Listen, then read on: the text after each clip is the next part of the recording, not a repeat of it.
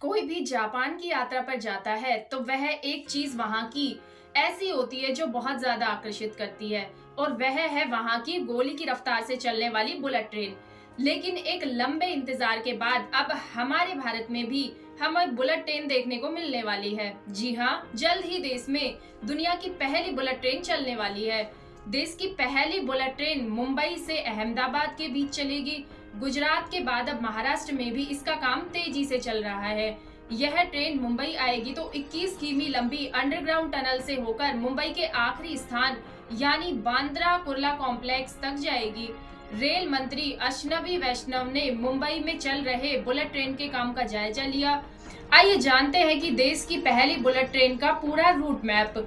विक्रोली में आज टनल में ब्लास्ट के बाद टनल का रास्ता बनाने का पहला स्टेप शुरू किया गया है। रेल मंत्री के मुताबिक देश और विदेश में इतना लंबा पहला टनल होगा जो 21 किलोमीटर का होगा। विक्रोली से नवी मुंबई के घनसोली और ठाणे के सीलभाटा तक और विक्रोली से बीकेसी तक यह टनल होगी। यानी कि ठाणे से मुंबई के बीकेसी तक 21 किलोमीटर की दूरी होगी और उन्हें 7 किलोमीटर की दूरी समुद्र के अंदर से तय की जाएगी। जमीन के अंदर भी टनल का काम बेहद मुश्किल था, इसीलिए भी आसान नहीं है, क्योंकि जमीन के नीचे की स्टडी और मिट्टी और पत्थर किस तरह के इस तरह से मशीनरी का इस्तेमाल करना पड़ता है।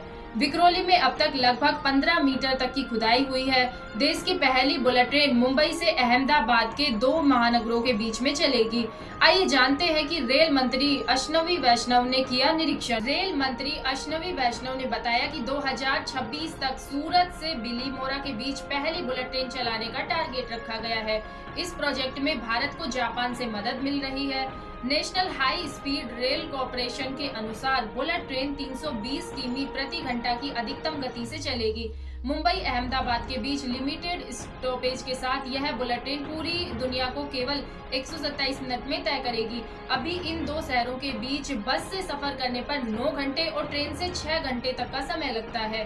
बांद्रा कुर्ला कॉम्प्लेक्स से शुरू होकर यह ट्रेन अपने अंतिम गंतव्य यानी अहमदाबाद के साबरमती स्टेशन तक जाएगी। यह गुजरात के 8 जिलों, महाराष्ट्र के 3 जिलों और केंद्र शासित प्रदेश दादर और नगर हवेली और दमन और दीव से होकर गुजरेगी। इस प्रोजेक्ट में जापानी तकनीक शिनकानसेन का प्रयोग किया गया है। जब यह ट्रेन मुंबई आएगी तो 21 किलोमीटर का सफर अंडरग्राउंड टनल के द्वारा तय किया जाएगा।